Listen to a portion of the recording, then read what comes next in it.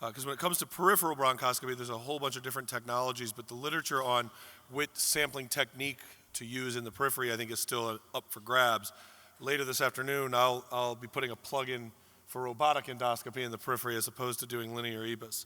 Because, as stated earlier, so the first two talks were fantastic because in the years that I think all of us have been doing bronchoscopy around the world, I've never seen something explode the way that linear convex EBUS probe has taken off. And the reason, of course, that it has taken off is it's less invasive and allows us to acquire a good amount of tissue if we use proper technique and follow our guidelines for appropriate staging. I'm a big fan of doing, I'm not sure why this is jumping through all my slides. Give me 1 second. All right.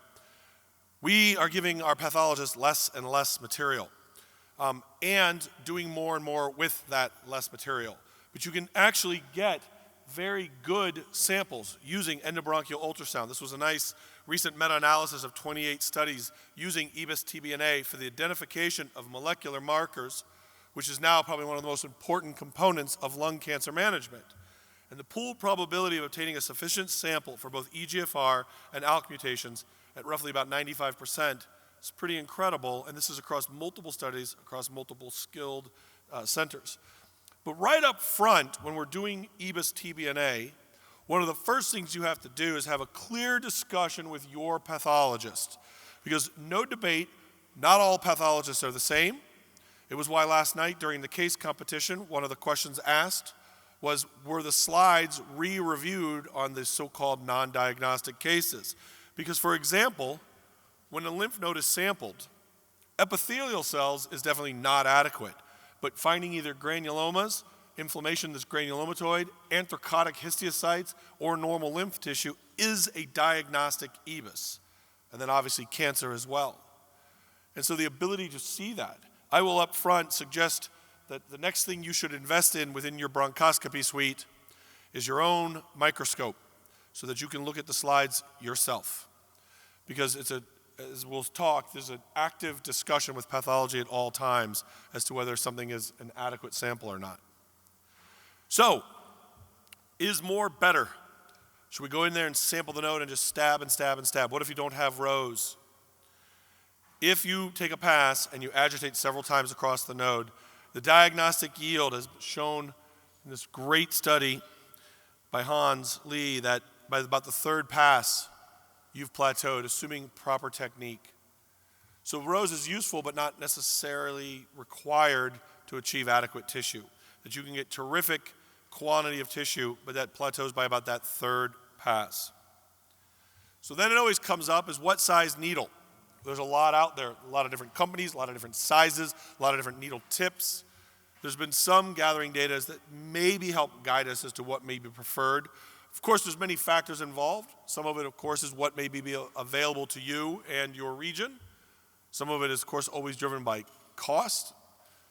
Some of these can be relatively inexpensive disposables, but the amount of people that we are using them on, even a low-cost item becomes very expensive by the quantity.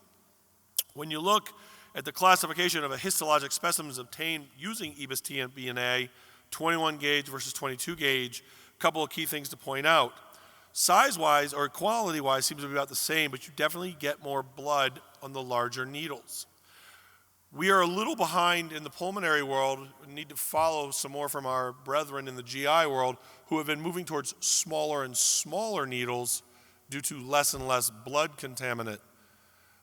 There's now 25 gauges available within the US and around the world that are giving equivalent yields but with less blood contaminant.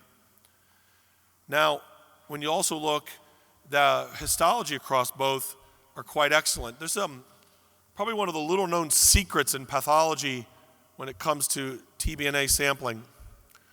What's a core? Everyone says we need cores. What is a core? Has anyone ever looked up the definition of a core? It's not in a single pathology textbook. A core, as defined by all the cytopathologists that I've worked with, is anything visible that they can actually see and could pick up with tweezers. So the tiniest little piece of tissue floating in some cytolite, that's a core. big chunk that everyone can see from across the room, that's also a core. So there's a key here. It's all core implied that you must be hitting the lymph node with the world's largest needle and practically resecting the entire lymph node during the EBUS, and that's just not true.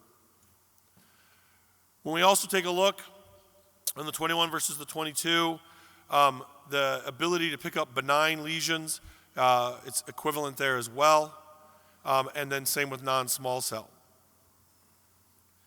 So 21 versus 22, plenty of evidence that no real difference in yield. There's growing evidence for really technically no difference, though maybe less blood. And you'd say, well, in the 22 versus 25. Now you may ask, why does that matter, the blood? Again, this comes back to the threshold of comfort for your pathologist. If there are lymphocytes on the slide, that implies lymph node.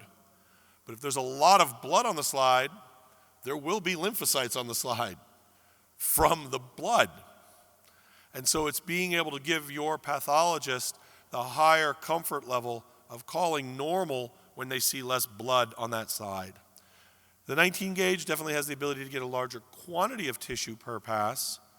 There's still pending literature on whether there's higher complication rates due to the size of the hole that's being passed. So there are several needles out here. I'm going to talk about one in particular because it's relatively new. But we've got ones from, at least in the US and some around the world, between Cook, Metaglobe, and the Olympus needles, and then the Boston Scientific needles, all coming in various sizes and each having their own pro and con. One I do want to talk a little bit more about, and it's only because of some of the data that's come out for tissue acquisition, has been a new needle that I know will be coming out in India in about 9 months. The acquired needle, as you can see as I zoom in on the picture, it won't, but okay, it's a very different tip, and actually does gather very large cores of tissue. Again, any core is any size, but in the world of needing more and more markers and the ability to do stains, getting tissue of this quantity with a couple of passes of an EBUS needle is pretty nice. This is all built off of the EUS experience. The biggest problem I think we have in pulmonary is we're just 10 years late to the game, and we're just following our friends in GI. There's terrific data from the EUS world that this type of a needle that has this tip that penetrates and acquires more tissue in bigger, larger cores just simply has been miniaturized for the lung. So there's been a clinical evaluation of looking across needles, and this was the idea of the 19 or 22 in a swine model. You definitely got larger sampling from a 19 gauge, but then when we look at the acquired needle, there's the question of whether this is any good or not. This is first 107 patients, and we'll go through this real quick because I don't want to run out of time. And wow, that really doesn't broadcast very well. So let me just summarize it. The overall yield with this newer needle was 97% on the first attempt, 99% on the second attempt. Malignancy, 96% on first, by the 100 by the second. Sarcoidosis found in 96%. Core sample being present, physical pieces floating, 87%, which definitely surpasses what we see with other types of needle. And then patient-related complications, none. And this is still relatively new. I think in the end, in my own personal suite, we keep several different needles on the shelf. We can talk offline, but there are several different clinical scenarios where we may choose to switch from one to the other. Now, do you need suction? Because in the end, this is all about technique. You can use whatever needle you want. Does suction make a difference? Suction is not associated with a higher diagnostic yield when compared with the no suction or the non-so-called capillary technique. This was the nice paper put out by Roberto Casal. You definitely get slightly less blood, but in certain fibrotic nodes, you typically need to add suction as well. So do not necessarily make suction one of your requirements for sampling lymph nodes. Technique-wise, we think of that ball. The biggest mistake I watch my trainees make is pass the needle down the same pathway over and over and over and expecting a different outcome. If you sampled it the first time and it was, either not cancerous or non-diagnostic, sampling the same exact place the second time, what do you think the diagnosis will be? Alter it. You've got to go from capsule to capsule because adenocarcinomas, 20% of people will only have subcapsular involvement. So I watch plenty of people shove that needle right to the middle and just sample right across here. forgetting the fact that under the capsule is where a lot of adenocarcinoma hides. So the so-called benign nodule or node isn't necessarily benign until you've sampled all of it. And then your next pass should be over on this side of the node and then down over here as well. If we don't follow those techniques, this is one of the ways that we have, of course, sampling errors. Another thing my partner, Dr. Murgu, utilizes is how to sample. What is your actual technique once there? You've picked the node, you're going to sample across the node, capsule to capsule. You're also, of course, have chosen whatever needle. But the frequency, so fast 1 to 2 downstrokes with quick jab in to cut the nodal tissue. Because they're ultimately conducted in via capillary force. Amplitude, you want to move the needle capsule to capsule like we talked about. Then suction, no suction needed, though you can add a little bit of air if you find your yield is being very low because it's a fibrotic node. Time, spend very little time inside the node. You want to minimize that trauma. Edge, keep the needle inside the node at all times during the aspiration to avoid, obviously, contaminants from epithelials. And then the route. We used to think you had to stick to the same route once you were in the node, but again, our cytopathologists taught us this from when they sampled thyroids and subcutaneous nodules. Come at it at multiple angles, so we fan the route, we fan up and down through the node, changing the flexion, changing the rotation. It's a 3-dimensional structure that you're visualizing on a 2-dimensional screen. Sample the 3D component of it with each pass. Once you take it out, of course, we can throw it into various preservatives. One of the best things you can, of course, do is right up front have a discussion with your pathologist and what they like and what they don't like, what they want to use. The single best discussion I ever had with my pathologist and why 6 years ago we stopped using any brushes in the periphery, my chief of cytopathology just looked at me and said, "I will never call cancer off of a brushing sample, ever." I said, "Ever?" He's like, "Ever."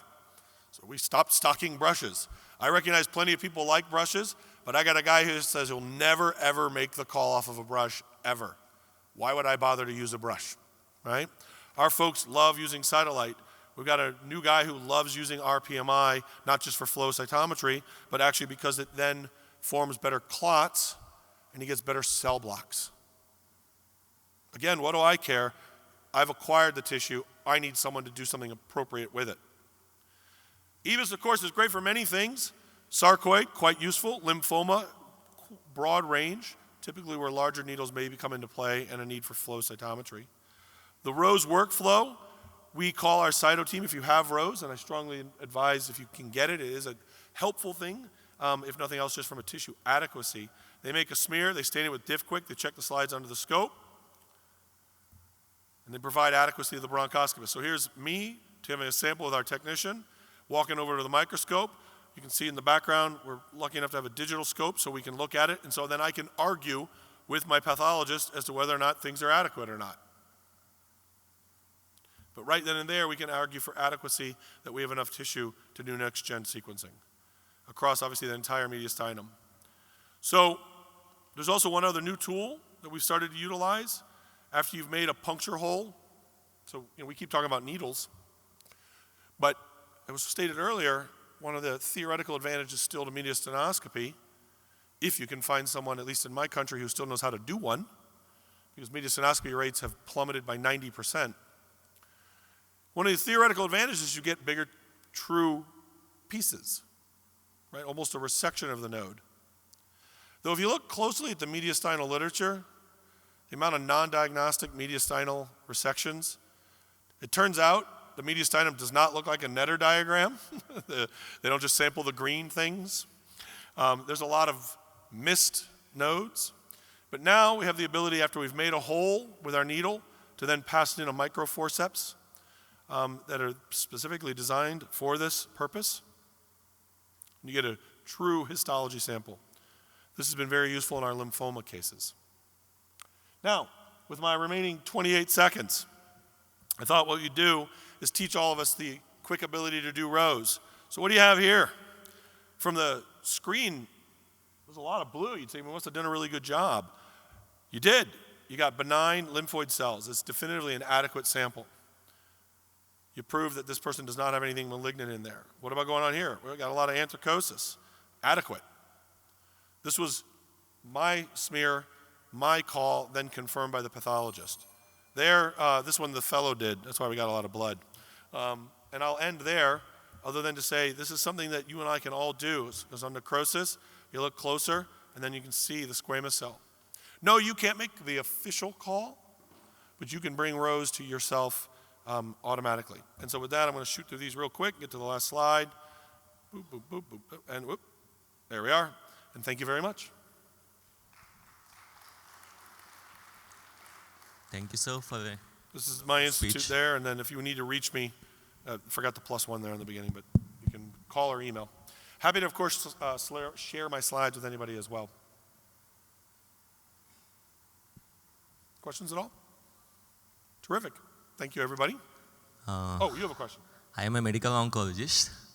So as you said, we do have fear along with pathology when we are sending a patient for intervention. Like we do. I'm going to come over. I can only hear an echo. Literally all I hear is this echo from the... Yeah. We do have a fear of obtaining less tissue when we send a patient for intervention, this type of things. So we want more tissue for a better workup of the patient. So in your experience, like how many times you will go for a second procedure on the patient? Great question. So how often is the second procedure needed, right? One of the reasons that we have rows is to make sure we never need to do that second procedure. As soon as my pathologist on the slide says that there's enough tissue, I take 2 more passes. Because once a pathologist says it's enough, it's still not enough, right? If nothing else, the oncologist will later decide they want something else done. The only reason now we're taking people for second bronchoscopy is for people that have had a needle biopsy of a lung mass with no staging. So then I guess it's a first bronchoscopy, but a second procedure. Because though there was adequate tissue, we don't know what stage. And so then we're forced to put them through yet another procedure to prove stage. But for me, the whole value of rows, it's not about being able to walk out that day and say to the patient, it's cancer, though that's nice. It's a nice bonus to be able to say that. It's to know that as you're done sampling, you have plenty of tissue in the jar and on the slide. Importantly, next generation molecular analysis for mutations can be done with the material from the slides. So when we first started doing rows, all those tumor cells on the slide were just nothing you could do with them. Not anymore. They are literally removed now and analyzed. So when they have 2 slides that have over 1,000 cells present, we're done from a molecular perspective. Every other single pass is being placed into a cell block to be used for any other analysis, but more importantly, for the immunohistochemical stains to prove for, if it's truly lung cancer or not, if there's a debate. I guess the value of some of these needles that are getting better tissue for us is that and by sampling across multiple parts of the node, we're able to ensure tissue adequacy because we have the feedback immediately saying, you've got enough. We take a few more for good measure, and then we're done. Thank you. Thank you. Yeah. Sir, thank you for this nice lectures. My question is, how common is core in like first 3 passes? Generally, how common is the core tissue? We get core tissue like in first 2 or 3 passes? Almost universally. In fact, to the point where, I don't have data on this, but if my first or 2 passes are inadequate, I'm already suspicious of a fibrotic node or a node that someone, I'll give you a great example. The last 3 times that, we've taken a good pass and on rows, there's almost nothing on the slide. 2 of them were patients that I walked into the room and the fellow is telling me the history, a patient that I hadn't evaluated yet, and failed to mention that the mediastinum had been radiated in the past. So what we were sampling was a fibrotic, very destroyed. Now that changed our technique. We went then for a bigger, sharper needle, added suction, and then got at least some adequacy. Also very old sarcoidosis is one of the things. So when I'm not getting good tissue on my first 2 passes, barring, if I've seen a technique issue with the trainee, it immediately is indicative of my perspective that this is not a carcinoma we're dealing with. By definition, right, the sort of crumbly nature of tumors, the way they replace most of the node, the fact that there's sometimes even central necrosis of the node, makes sampling and proving malignancy within a lymph node a relatively straightforward process. When you watch the node on ultrasound being all bouncy and rubbery, just like it would if you palpated a benign node, you see the same characteristics. It's actually one of the reasons I'm a fan of some of these sharper needles, because they're easier to actually truly penetrate the capsule versus squish the lymph node, especially if you're going after smaller lymph nodes. So our oncology department requires us to stage anything 6 millimeters and up in size. So the only thing that we don't sample is 5 millimeters and lower. And if it's 6 millimeters or greater, we sample it. And so we get great tissue results through that technique. So is there no data regarding how frequent is the core with the new needle? Is there any data on that? On how often you need the core? No, there isn't. And remember, that comes back to even the definition of core. So I'm part of several different research studies that are being done in oncology, and all of them say, we need a core with an 18-gauge needle. Anyone know of an 18-gauge needle that fits down a bronchoscope, let alone an EBUS scope? So we just say to them, no problem. And so we just go sample with a 25-gauge needle, give them cores, and everybody comes back happy. Because remember, a core, anything you can visibly see that you could pick up, that's a core. Thank you. Yep. Thanks, everybody.